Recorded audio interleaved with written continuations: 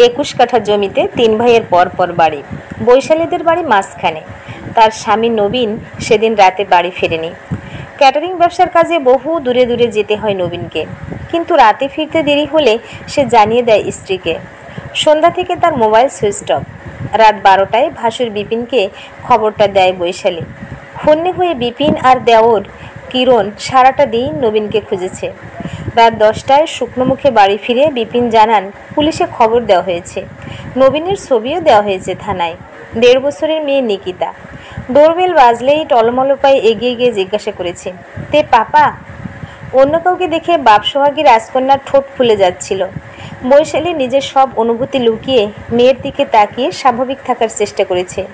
আশঙ্কায় তার 2 মা কেঁদেছেন। পরের দিন পুলিশের ফোন পেয়ে 2 ভাই দৌড়ালেন বহু দূরে হওয়া এক নৌকাডুবিতে নিহত একজনকে শনাক্ত করতে। মর্গে মৃতদেহ দেখে বিপিন জ্ঞান হারান। সর্বনেশে আচমকা ঝড়ে কত প্রাণ অকালে ঝরে যায়। 2 দিন সব ধুলো ঢাকা এলোমেলো অগোছালো পড়ে থাকে। আবার একদিন চোখের জল মুছে ধুলো ঝেড়ে সব গুছিয়ে নিতে হয়। জীবনের এই শর্তগুলো খুবই তাড়াতাড়ি মেনে নিয়ে উঠে দাঁড়ায় বৈশালী। নিকিতা যে বড্ড ছোট, ওর মার শোক করার সুযোগ নেই। ভেজা রুমাল হাতেই শুকিয়ে যায়। বছর 2 বাদে 2 বাড়ির গুরুজনরা বসে ঠিক করেন 25 বছরের মেয়েটির জীবনসঙ্গীর আশু প্রয়োজন। বৈশালী স্পষ্ট প্রতিবাদ করে। নিকিকে সে একাই মানুষ করতে চায়, কিন্তু শাশুড়ি মা তাকে বোঝান। নিকির জন্য একটা নিরাপদ জায়গা খুঁজে না দিয়ে গেলে ওপারে গিয়ে ছেলেকে কি জবাব দেবেন? এক রবিবারে কাগজে বিজ্ঞাপন দেখে যোগাযোগ করা ডিভোর্সি পাত্র একাই সুকান্ত লাহিড়ী এলেন।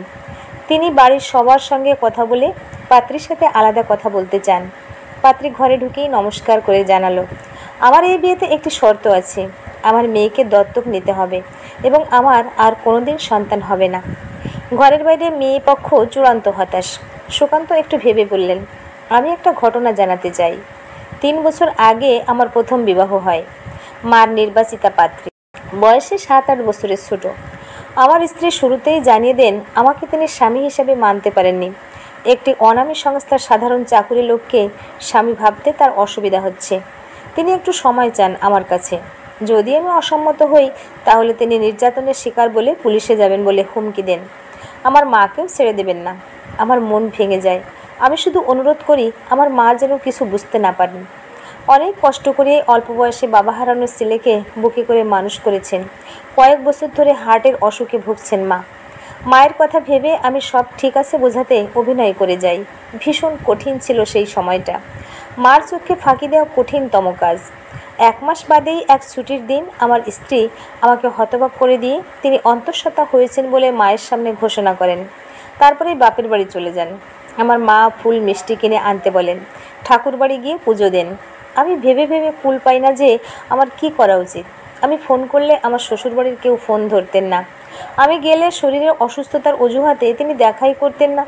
শ্বশুরমশাইকে এই সন্তান আমার নয় ইঙ্গিত দেওয়ার পর পরিস্থিতি যথেষ্ট ঘোরালো হয়ে ওঠে। ওনারা আমাকে পাড়ার লোক ডেকে অপমানের ভয় দেখান। কি অসম্ভব মানসিক নির্যাতন সহ্য করতে হয়েছে আমাকে ওই কমাস, সেটা আমিই জানি। বাচ্চা হওয়ার দিন আমার মা নিজে যেতে পারবেন না, তাই আমার মামাতো দাদারা বৌদিরা আসেন। আমি কেমন দম দেওয়া পুতুলের মতো যাই ওনাদের সাথে। বাচ্চা হলে ডাক্তারবাবু আমাদের ডাকেন। আমার বৌদি একটা সোনার আংটি বার করেন যেটা দিয়ে আমার বাবা আমার মুখ দেখেছিলেন। মা সেটা বৌদির হাত দিয়ে পাঠিয়েছেন যেন আমি সেটা দিয়ে বাচ্চার মুখ দেখি। আমার সব ধৈর্য শেষ হয়ে যায়। সবার সামনে জানিয়ে দিই এই সন্তান আমার নয়। আমার দাদারা বৌদিরা হতভাগ। আমার শ্বশুর বিশ্রীভাবে আমাকে অপমান করতে থাকেন। আমরা নার্সিংহোমের বাইরে বেরিয়ে আসি। স্থানীয় কিছু লোকজন আমাদের ঘিরে ধরে। আমার এক বৌদি সক্রিয় রাজনীতিতে যুক্ত। তার ফোনে পুলিশ আসে। এদিকে বাড়িতে আমার মা সব শুনে অসুস্থ হয়ে পড়েন। সেই থেকে তিনি শয্যা নিয়েছেন। শুধু বলেছেন ওদের ক্ষমা করে দিতে। মেয়েটিকে শাস্তি দিলে যে কচি শিশুটা কষ্ট পাবে।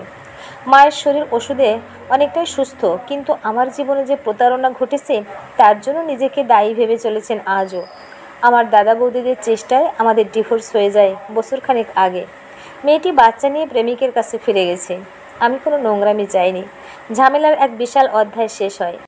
দাদারা চেয়েছিলেন শাস্তি দিতে, বিশেষ করে মেয়েটিকে আর তার বাবাকে, কিন্তু আমিও এই জঘন্য প্রতারণার হাত থেকে মুক্তি চেয়েছিলাম।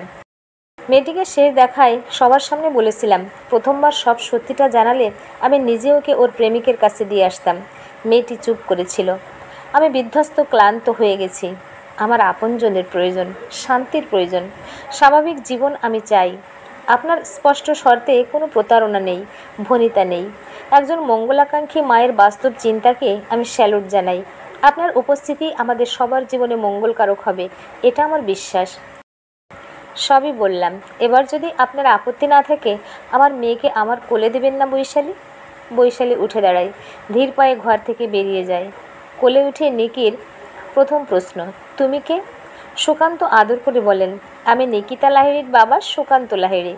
নিকিতা এখন বাবার কোলে চড়ে পুতুল কিনতে যাবে। নিকিতার মা কি সঙ্গে যাবেন? বাবা? নিকিতা বাবার মুখের দিকে তাকিয়ে দেয়ালে টানানো ছবির সাথে মিল খোঁজে। তার স্মৃতিতে কোনো ছবি নেই যেটা ছোট শিশুর মনে প্রশ্ন তুলতে পারে। সে শুধু একরাশ আদর খুঁজে পায় সুকান্তর দু চোখে। দুহাতে গলা জড়িয়ে বলে, তুমি ফিরে এসেছ? তারাদের দেশে গেছিলে বাবা, আবার কি চলে যাবে? হ্যাঁ মা, আর কোনো দিন তোমায় ছেড়ে কোথাও যাব না, প্রমিস। মেয়ের মাথায় হাত বুলিয়ে বলেন সুকান্ত। বৈশালের দু চোখ দিয়ে জল গড়িয়ে পড়ে। প্রিয় ভিউয়ার্স, এতক্ষণ সাথে থেকে গল্পটা শোনার জন্য অশেষ ধন্যবাদ। গল্পটা ভালো লাগলে একটা লাইক, কমেন্ট ও শেয়ার করতে পারেন। আর পরবর্তীতে এরকম আরও সুন্দর সুন্দর গল্প শোনার জন্য আমার চ্যানেলটা সাবস্ক্রাইব করে পাশে থাকুন। ধন্যবাদ।